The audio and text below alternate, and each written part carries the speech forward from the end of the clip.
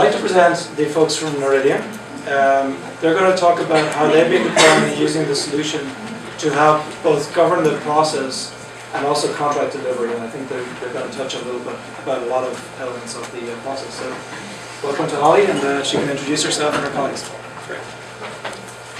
Good morning, everybody. I'm glad to see a big group.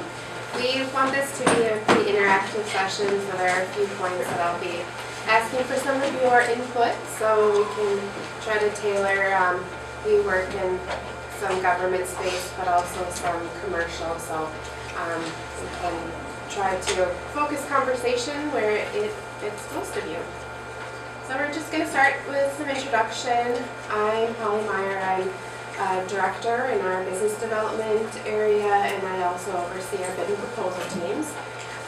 With me today I have Karen Olsen-Held, who's a proposal coordinator, as well as Jill Keeble, who's a senior contract specialist.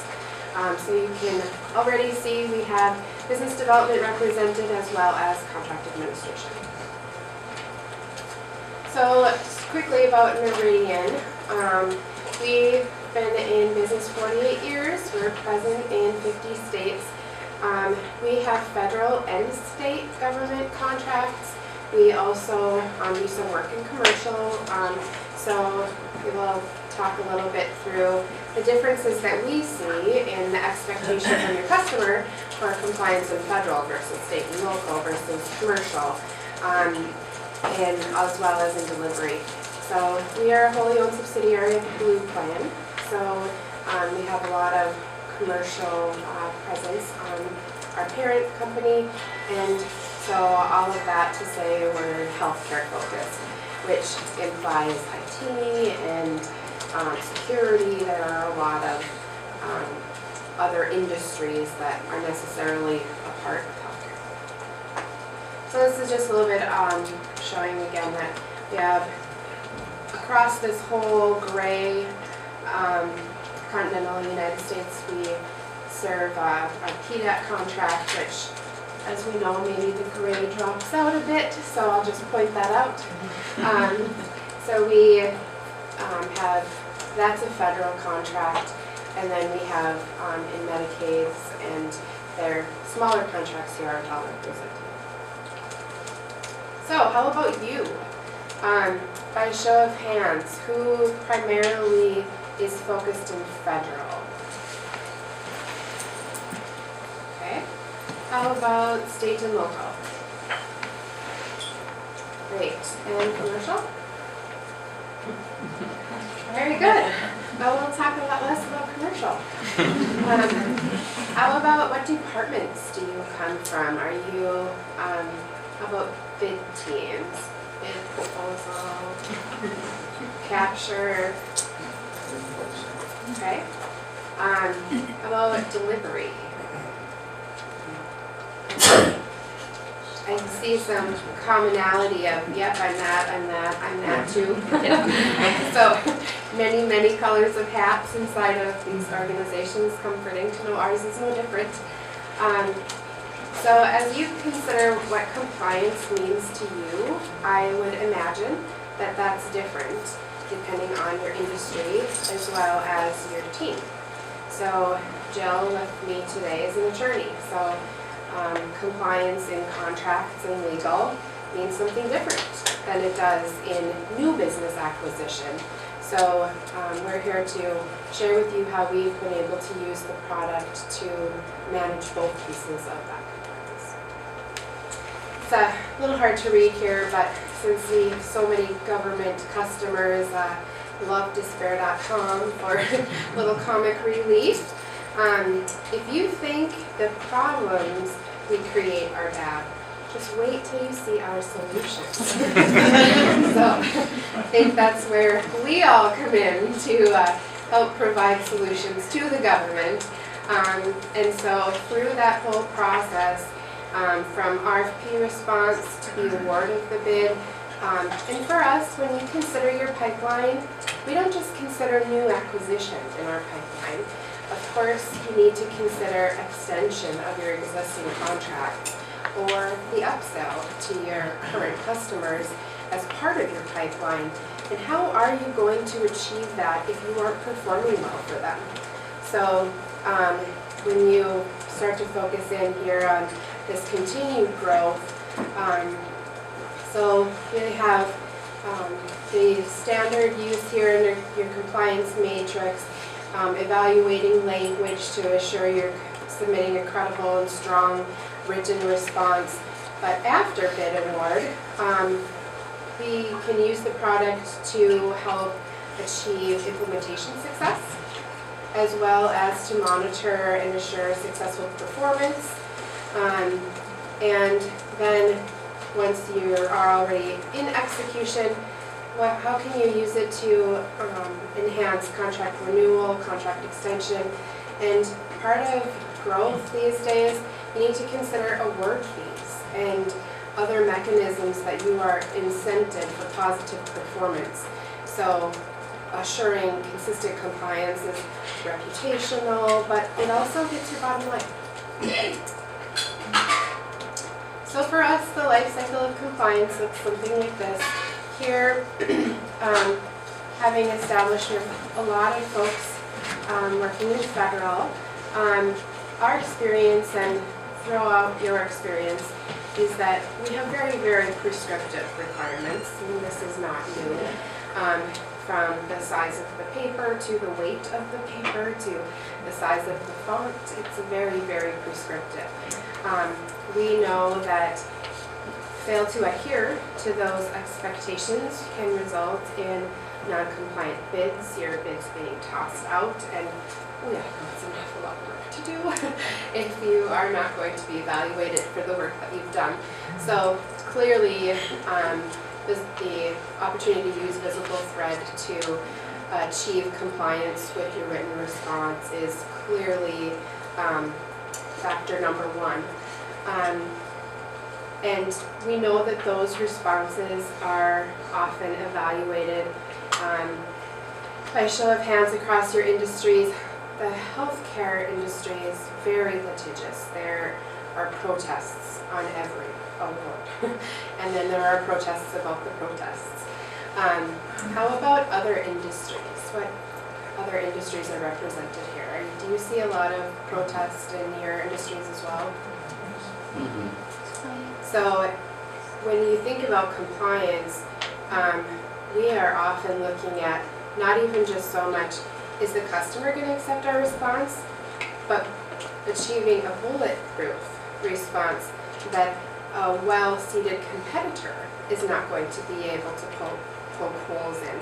So that magnifies, in my mind, I've had the good fortune of being deposed many times in support of awards, and if you look back at your response and think, shoot, this didn't really address that.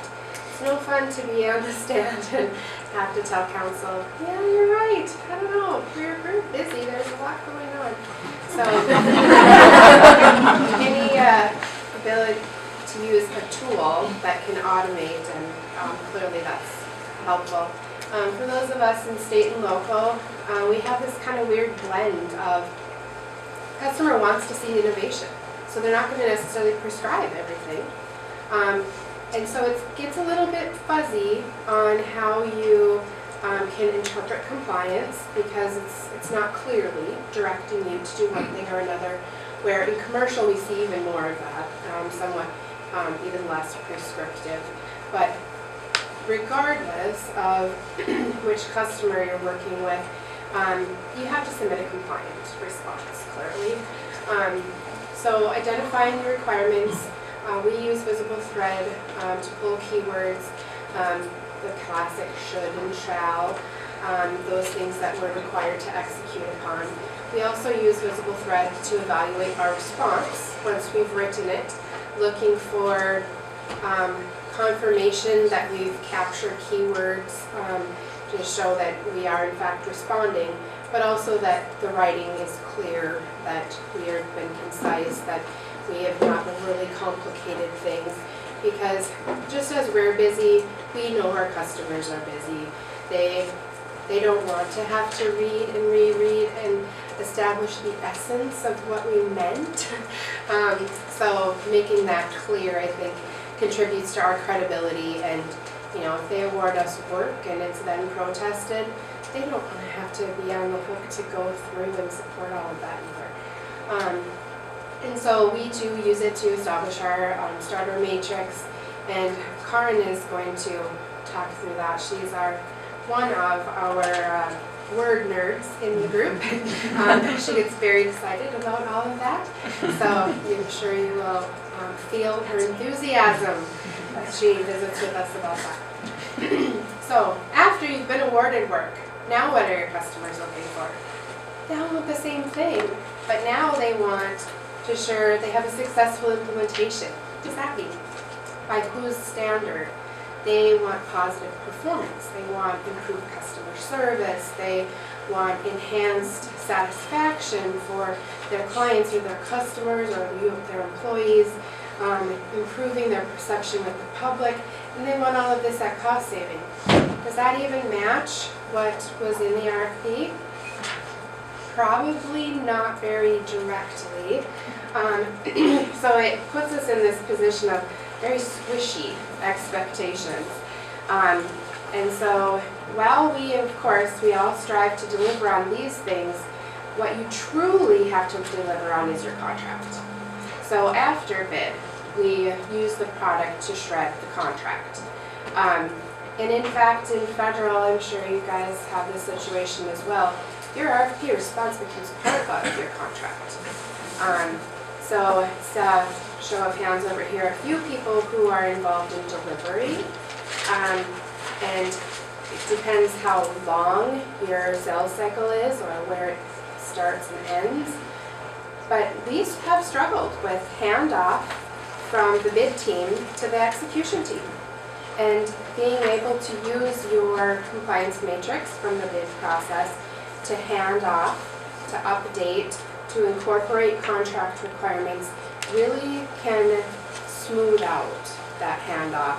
It can create a documented place that your execution team and your implementation team knows what they're charged with implementing. And then throughout the actual operation, once your implementation is complete, you know what performance you're expected to achieve. So regardless of the level of specificity in your RFP, all of your customers expect you to perform. So make sure that you are considering your contract and evaluating whether your response becomes part of that contract. So we are also starting to use it when we issue an RFP. We have issued requirements to the vendors bidding on our work.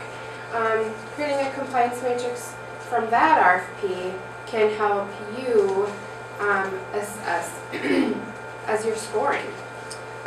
We are often in the position of having to pursue new growth. We are the bidder, but how many of you are issuing RFPs to support your own work? So if not you specifically, you probably have purchasing and procurement teams who every now and then I hear them say, oh, we know how to do this, we do RFPs, and I think, maybe we could work together. I read a lot of RFPs. I have a lot of experience understanding what in an RFP allows you to respond well and what kind of squishy language expectations allow you. I mean, it sounded really lofty and cool when you came up with it, but think about what are people going to say back to you. Do you really want to know the answer to those questions? So figuring out ways that we can use that to assess the quality of the responses that you're getting back. But then certainly also as you've selected a subcontractor or a vendor, use the tool to evaluate their performance. Just as I said, shred your contract, assess your own corporate performance, which Joel will talk with you about. I'd recommend using it also for your subcontractor management. setting that up, whether it's in your VMO, if you have a vendor management organization, however you manage your subcontracts. So some of the benefits that we see, that consistency from the bid cycle through the handoff. We've all been a victim of being sold on what the sales folks had to say about something, and then you on the receiving end go through the implementation and think, did these people ever talk to those people? So you certainly want to be sure that your organization is bridging that gap well. So you can self-assess your performance, which I think we all have a different terminology for this, but it allows your operational units to, whether it's monthly reporting, if it's quarterly reporting, whatever your performance expectations are on that contract, you can self-assess and self-audit, and which provides you an opportunity to course correct. Certainly if you know you're going to have to report quarterly on something and on month one you see you're not where you need to be, then making sure that you've clearly captured that expectation allows you to improve upon that. And it creates that visibility throughout your operation. Others know what the whole contract says rather than their siloed piece of it, and it minimizes the chance of sales promising but operations being nowhere.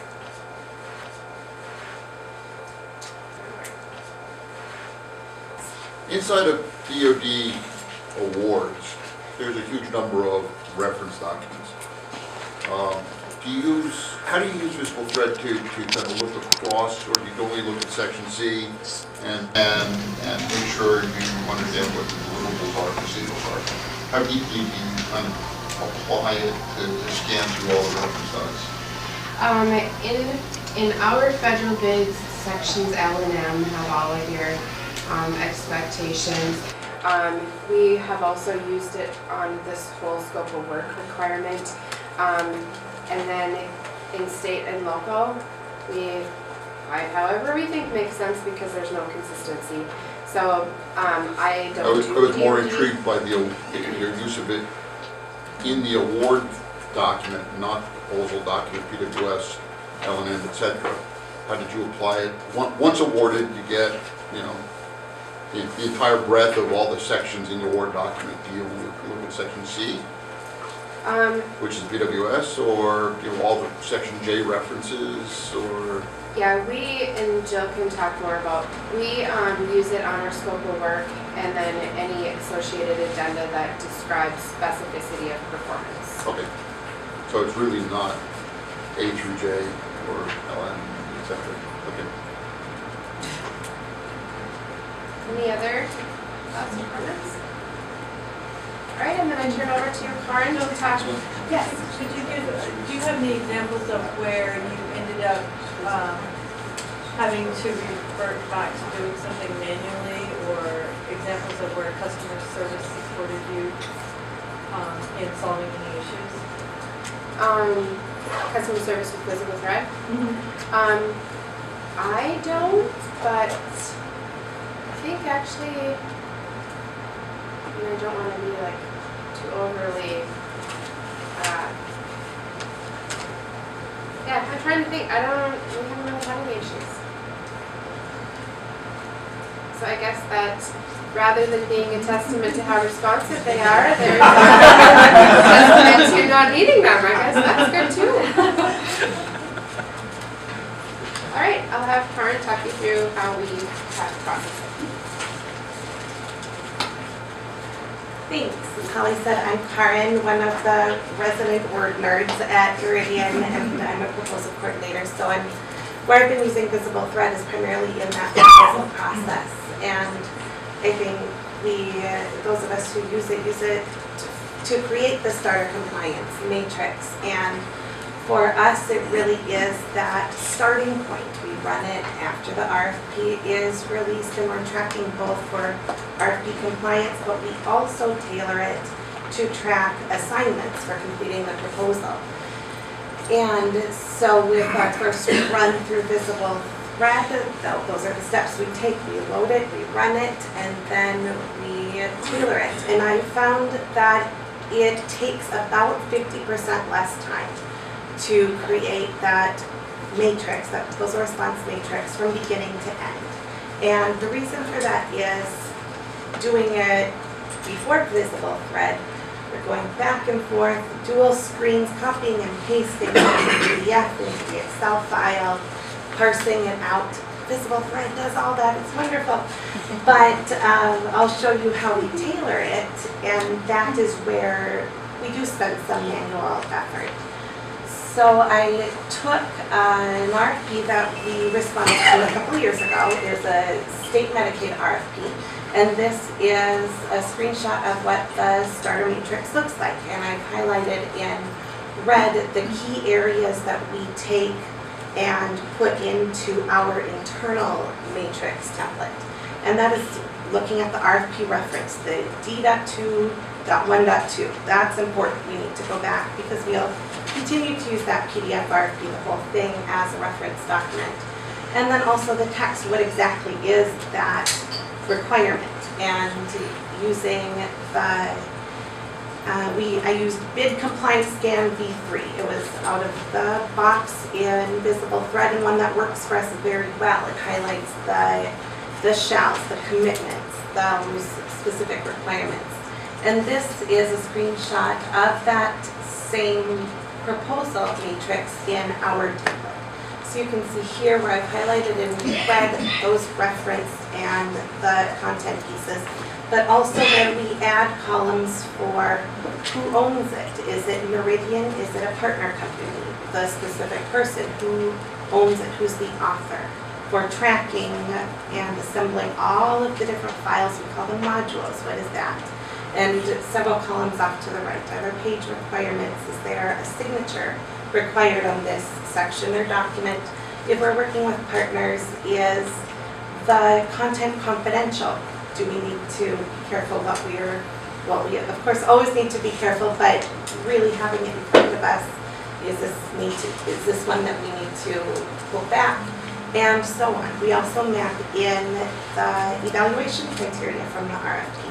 So this is the tailoring of that starter compliance matrix. That is still some manual work, but much less.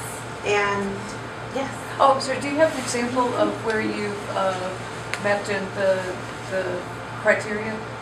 Not in here. Okay, I'd love to talk to you about that though. Sure.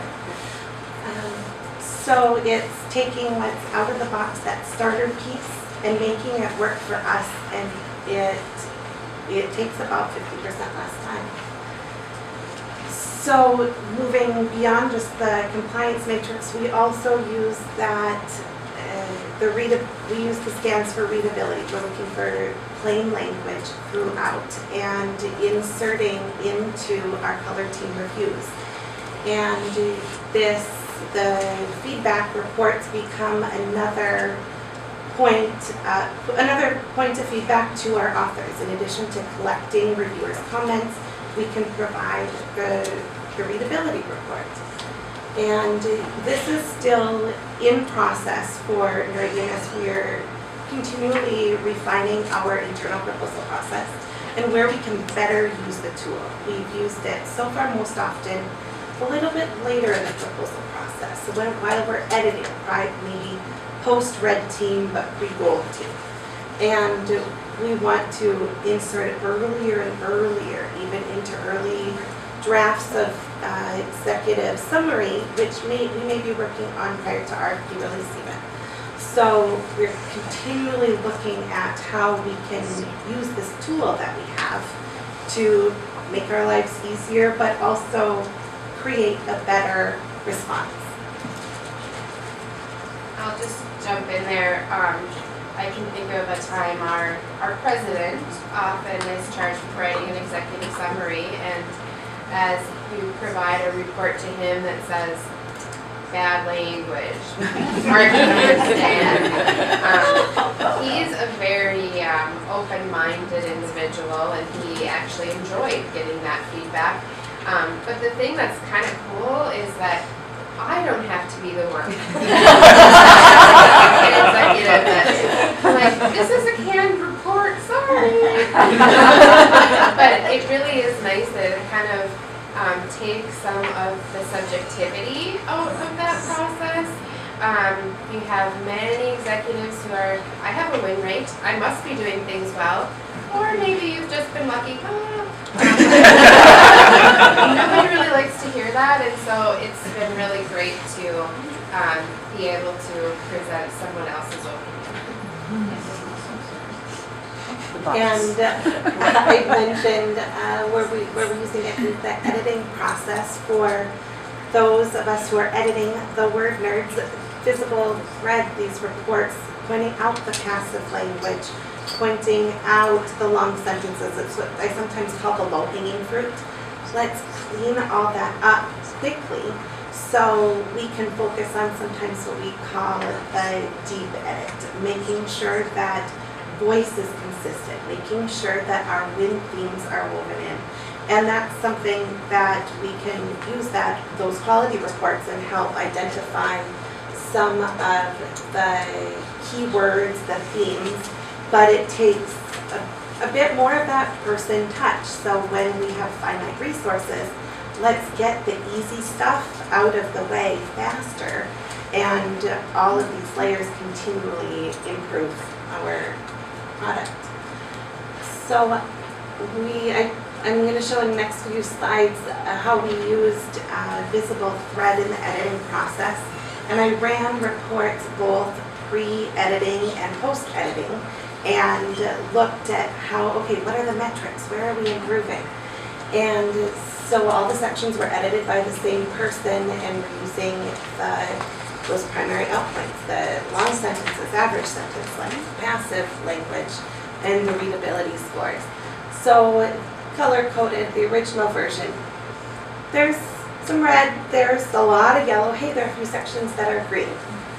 Definitely room for improvement, but not awful in some sections. So post-editing, less red, one more green, more yellow, still room for improvement. And so the biggest changes, we moved 2 sections from red to yellow. We moved 1 from yellow to green, just a quick color visual snapshot of where we changed. And there's some in the readability in particular where there was no change. And I think this is an example of in looking at what the section content was, and looking at even the stage of where the text was when it came to editing. Looking at section 1 here, it was this was a page constrained proposal. There were very long sentences that if we weren't page constrained, we might have presented in lists. We didn't have room to take up that space in the page constrained proposal. So that's one example of where the VisibleThread report is saying, I suggest splitting it into lists, yes. I'm just curious if an editor did that work or if it was like a SME. This was an editor. Okay.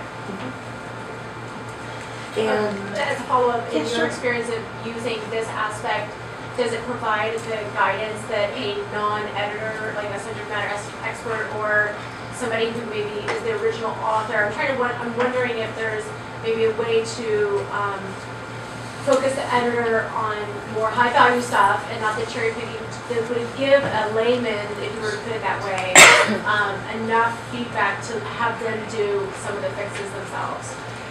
in our experience, it's more going back to the author than maybe the SME, unless your SME is a great writer, which some are, they're not mutually exclusive. But finding that you need to have some understanding of, okay, what to do with the sentence. The report is telling me, here's where a potential problem is, and identifies a couple suggestions to fix it, but doesn't actually fix it. So it still takes that bit of interpretation and knowing what to do with those suggestions.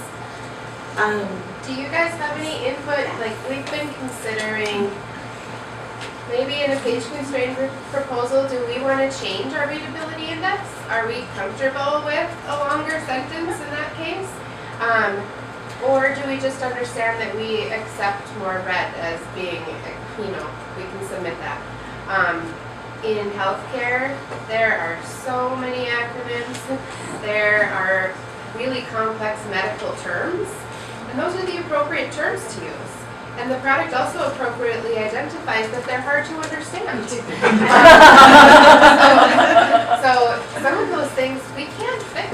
That's the nature of our business. And so I'm just interested in your input. Would you change your dictionary to make this look better, or do you instead just accept submitting it with that type of classification? I had an experience not too long ago where I did a scan and the score was 5. And I worked with the author extensively, and we were able to improve the score to 15. And we felt that was sufficient. And there are just times, yes. And we felt that was perfect, actually. For yesterday, I asked Fergal about changing the parameters on the readability score, and he did not recommend it. So just to add to what Elizabeth is saying, I'm not sure if you can hear what she's saying. So the example quoted is a subject matter expert, presumably, who was scoring at 5. Now 5 is a number between 0 and 100. And it's closer to 0 than 100, I'm sure. And that's not a good number. You don't want to be at 5. Ideally, if you can get 30 between 0 and 100, that's a good result.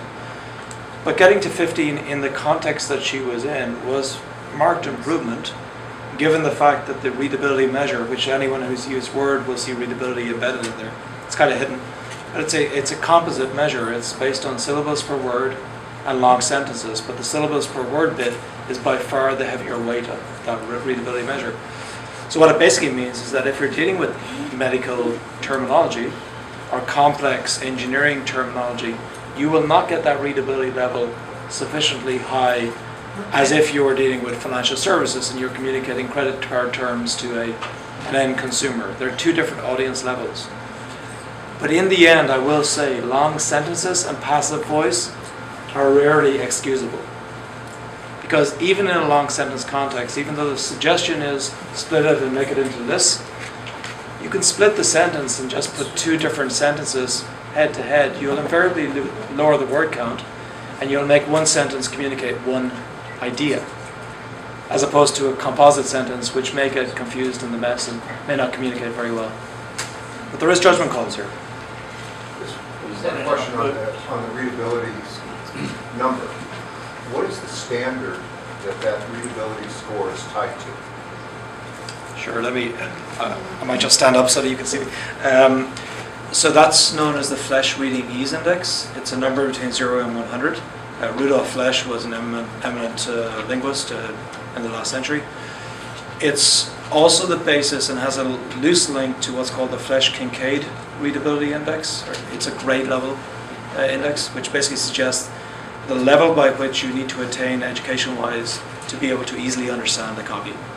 So a grade 9 would be a good result. And you'll see when we talk through 212, we have now layered in, as well as the readability stock measure, you also have the grade level coming into play. And it's itemized by paragraph, so you're getting a much more granular breakout of where the real complex stuff is, as opposed to the overall doc is scoring at this level. But it's Rudolf Flesch, and it's academically extremely sound. So based on the folks in the healthcare industry, it sounds like a 5 is a doctorate level.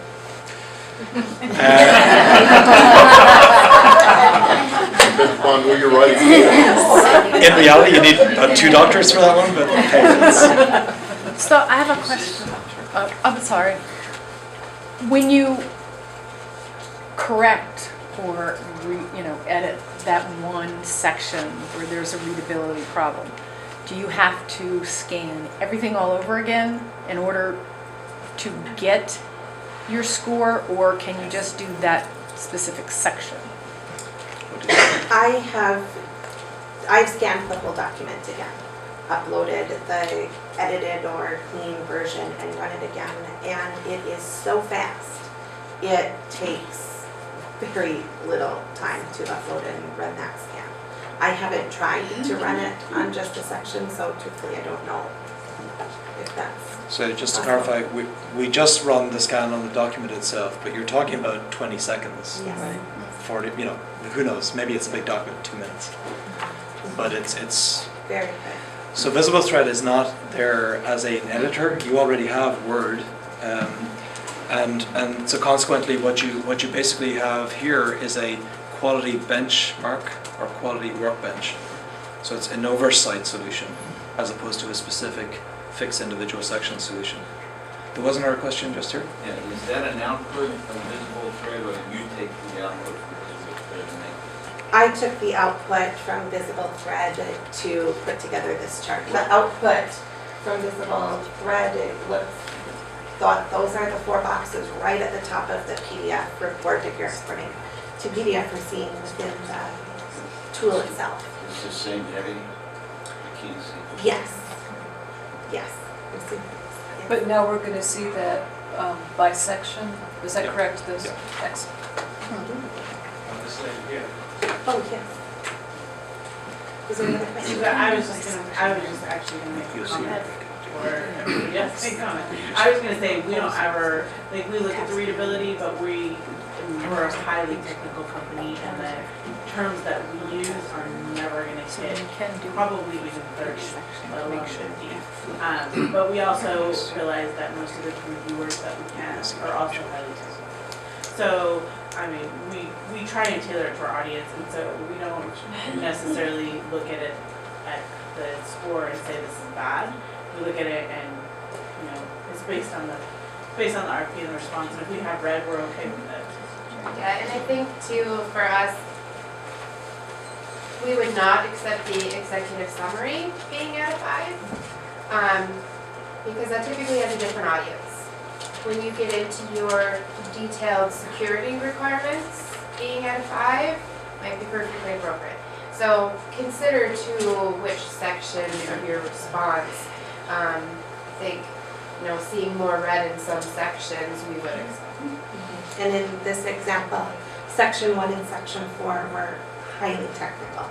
And in where it improved by readability, it improved like 1.5 in areas of long sentences and average sentence length. Passive language, those increased more. So it's more than just about the one, at least for us, the one metric of readability. It's okay, it's unavoidable that we're going to have technical language. So as Virgil was saying, where can we split it into shorter sentences, one thought per sentence, and make it as readable as possible? And so as Holly was mentioning, wondering, and we talked a little bit about, you know, what are our goals for readability as we continue to use it more and become more sophisticated with the product. Over time, we can see, okay, where do we see our typical sections falling? Where are the typical metrics? And so can set some internal benchmarks in addition to what the VisibleThread output is to help us understand, okay, what is acceptable? Are we good with the 5 to 15? Yes, in this case we are. In the executive summary, we're not talking about the details of the security plan there. We can improve that readability a bit more.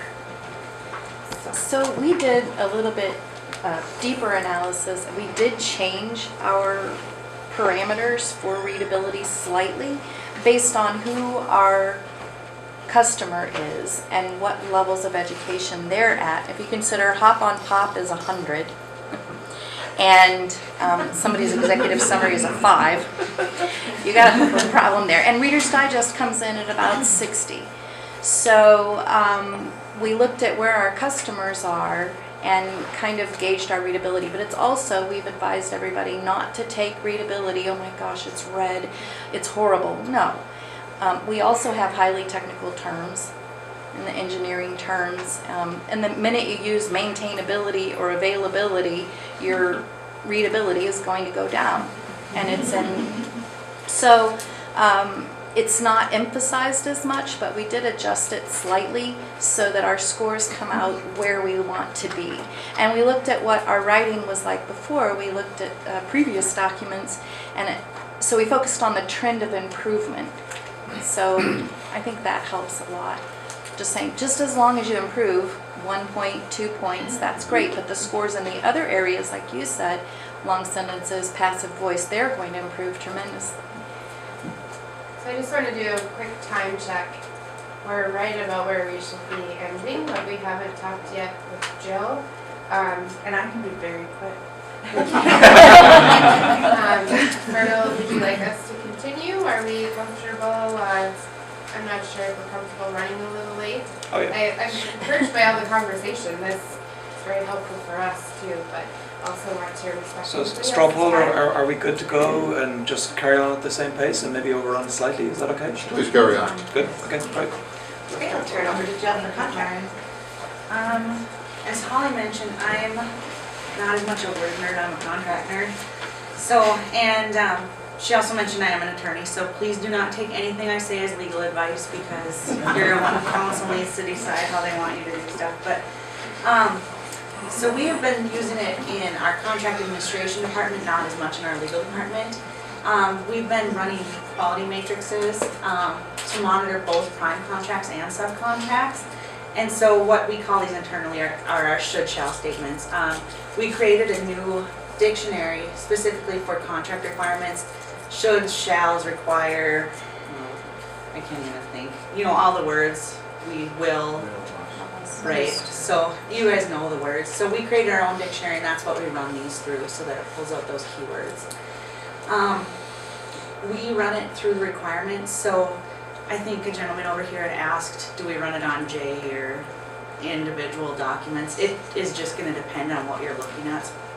So we might run it on our terms and conditions to make sure that we're meeting our financial terms and conditions, but we also mainly probably focus on the statements of work because that's mainly what needs to be after contract award monitored. Then we assign the responsible party owner, which could be anywhere from compliance to legal to a business area of finance, any operational area that's responsible for that specific contract requirement. And then we have comments and action item sections. And so any of these extra, I think it's on the next slide here. Any of the extra columns that we add is just going to depend specifically on that contract and what you're looking for. So the contract section, VisibleThread does pull that out. We might have to tweak it a little bit if it takes it down too many subsections, but that's already taken out. Then the content's already taken out. So we assign responsible parties, owners, determine whether the requirements have been met, unmet, and that's the responsibility of the responsible party to go back and go through what were they assigned, have they met those requirements under the contract, have those requirements even come up yet. Maybe it's something that doesn't come up until the 3rd year of the contract, you know, and putting comments in there so that those are followed up on. So this is a high level of a subcontract matrix.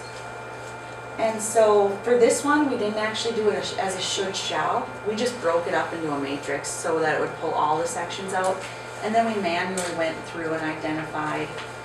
This was all the same owner was responsible to track all this, so we didn't have a responsible column.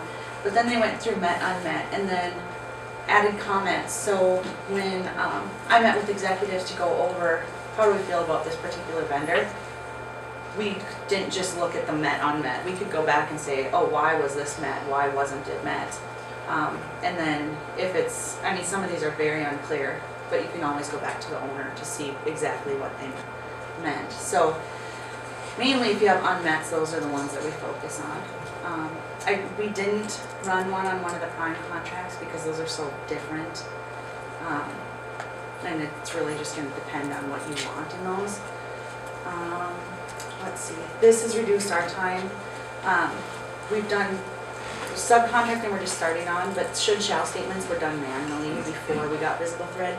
And it's estimated that it's taking about 80% less time to do those because there's still a lot of manual work, but it breaks it all up and pulls out those keywords. So that's that. So you're able to have different dictionaries that you can like establish and say, like one for whether it's the RFP process versus capture versus the contract administration and subcontract. We have our own that I don't know if Karen ever uses, but I don't use it. contract administration specifically defined the words that we want to pull out. And for some of them, we don't use any dictionary because like on a statement of work, if you're familiar with it, almost every single section and subsection is a requirement. So you don't want to just pull out keywords, you want to break it down for every single line. You might take some out because you don't need them, but you probably are just going to have to manually turn that. Could I just add a little bit of color to this, particularly for the people who just have never seen VisibleThread doing what it does, but one of the basic things it's doing that's underpinning all of these use cases is taking a PDF, for instance, and just literally chopping it up into all its constituent pieces. So that spreadsheet that we saw a moment ago, can we talk about? Effectively, just to be clear, that's nothing more than if you went into that doc, took out your copier, effectively your kind of cursor, you copied it and shoved it into a row of a spreadsheet. That's all that is. It's basically just taking a big doc like this, and if I put it into VisibleThread, each sentence goes into a row in a spreadsheet. So when we're talking about no dictionary, all she's doing is actually chopping it up. Now that's a huge time saver in and of itself. The dictionary just flags certain of these things, so provides that word, right? So all we're doing is we're bringing it out a little bit more visually so that you get a better sense for where it's occurring. And if you use the risk dictionary for export restrictions or for a compliance dictionary for delivery concerns, loosey-goosey language that is too open-ended, each dictionary serves a job or does a role. And your dictionary is different from your dictionary. Right. And sometimes we don't use a dictionary. And sometimes you don't. And you don't need to, so don't get too hung up in the dictionary thing. One of the things that our contracts people use it for is looking for business risk. So they'll create a dictionary, run it against the RFP to see what kinds of things would cause our business to be at risk. So that's another use. So those few dictionaries come with it, the Yep. basic So two or three? There's probably about, actually we've adjusted 212 to lump in a couple of more dictionaries, so you'll be delighted to know there's a bizarre use case, but a very interesting one, a US to UK English dictionary. Right? Because some of you may be writing for the UK. Yes. Me. and that is actually an interesting one. There's about 150 key terms. Color, C-O-L-O-R, becomes C-O-L-O-U-R. S, Z, or Z, depending on who you are. So that's a very interesting dictionary. So we're packaging that in, and it does a job of work, but it's painful if you have to do it manually. It's really painful. So that's a dictionary, and there's about 5 or 6, but where dictionaries become uber souped up is when you say to yourself, what am I doing today manually that is searching for certain terminology for a particular point during my process, be it color team, post-delivery, capture and pre-planning activities during capture. Each of those is a dictionary. Should I be looking for certain terminology with my teaming partners, and I mentioned this earlier, that's a dictionary. I deal with cloud, I deal with high secure stuff, I deal with healthcare, Medicaid, all these things are just simply dictionaries. But the power of that is actually when you're dealing with a large body of documents and you run it in a couple of seconds, it saves massive amounts of time, which is that 80% stat is very powerful. When you're looking at doing it manually, it's not fun. Follow up about dictionaries. Can you run multiple dictionaries at the same time? And my specific situation would be I'm a proposal management consultant. We have we manage proposals firm, and we have multiple clients. So I could envision having a global dictionary and then a one for specific clients or industries. Thank you, or industries. And would I be running 2 different reports, or could I combine, let's say, my cloud computing dictionary with my standard shalls, shoulds dictionary for one run? Okay, so here's where technology meets behavior. And Okay. what I mean by that is I can have 25 dictionaries, and in fact in my environment I probably have about 55 dictionaries, and they all do different jobs. I could run a dictionary, bang out a report, get it in Excel, and then switch the dictionary, run another report, get it in Excel. And guess what Excel is brilliant at doing? Combining stuff. It's called copy and paste in Excel. So you can arrive at the result you need in a couple of clicks. But it's not our tool that's doing it, it's Excel. It's just that we output to Excel, and that's tremendously powerful. So you make judgments as to what is the right granularity. Can you combine dictionaries? Absolutely. Okay. but it's one dictionary for one report at one point in time. Okay, okay, If that makes thank you. sense. It does. It'll be very clear once we actually show some screenshots and views. Yeah, so like, if I can go back. There's another question over here. And my question kind of follows on to the attachment J. So we're in the healthcare delivery space for a couple of agencies. And typically attachment J gives you all of these VOD or VA policy guidance documents that only a small part of which really apply to contractor operations. They're larger procedures manuals that cover all sorts of other things. Is it fairly simple within the tool when you're doing your post-award compliance to pick and choose? You know, I only want pages 2 through 10 of this policy manual to be included in the ultimate performance compliance measure. So I'm going to allow the guys talk towards that, but I'm also going to kind of steal the thunder on an element of 212 that's exactly tailored to deal with that. 212, for those of you who are using 211, 211 basically says the full doc, shred the entire thing, bang it out to an Excel spreadsheet, and then you manually cull the rows that don't make sense. With PDFs in 212, you can, on the generation side, omit page ranges. So you can say, I don't want page 1 through, it's a bit like the print stuff in Word. When you say, I only want to print page 5 through 10. Same deal here. So this will, I suspect, That's not, yeah, because I was gonna say you either have to take those pages out of the document or delete whatever comes out. We hear you. So, but I'll delegate. I mean, is there any additional stuff on that question, particularly in healthcare? I don't know if that's good. Great. One last question. I admit that I've not run a document through this. So this is one of ignorance, but complex sentences or run-on sentences or those that you've highlighted that need attention and discretion as to what to fix. Does it show up as highlighted within the proposal document, draft document, or does it show up in some separate report that I've got matched paragraph 1.2, looks a little bit dicey, go back into a different file and go fix it? Do you guys want to? Sure. She's off the stage. It does highlight the sentence in the output, and I always export to PDF, so I'm looking at that. I find it easy to flip through. And it highlights the whole paragraph or sentence, and then it color codes the different results. Is the issue here long sentence, is the issue here passive language. And so it makes it pretty easy using, I like to use my 2 monitors with my proposal document on one screen that I'm fixing and my report on the other, and going, okay, there's the sentence that was an issue, okay, I'll jump right over here, and it tells me what the issue is, now I'm going to fix it. So it's fairly seamless to me. But it's a two-screen kind of event where you're looking at a report and then going to the reference paragraph and saying, I need to go fix something here. I'm looking at it from a simplicity where I'm going back to SMEs and say, your 4 paragraphs need attention, and here's the reasons why, and here's the specific sentences that you need to go attend to. And I think what you've just said is it doesn't give me that. I think it's not a PDF or a Word document that says all the yellow highlights are hard to read, go fix. Just to be clear, it is that, exactly. It does that. It's a PDF. Okay. So what you typically do is you send a mail to the SME and you say, attach the PDF and say, could you fix the items highlighted on page 5 of the report? Right. Okay, that's really what I was looking for. These are, they also are cluttered with too many things, especially post-red team. This is tell me what I got to do. Don't make me look at 4 references to figure it out. You want me to fix this sentence? I'll fix this sentence. Tell me what sentence.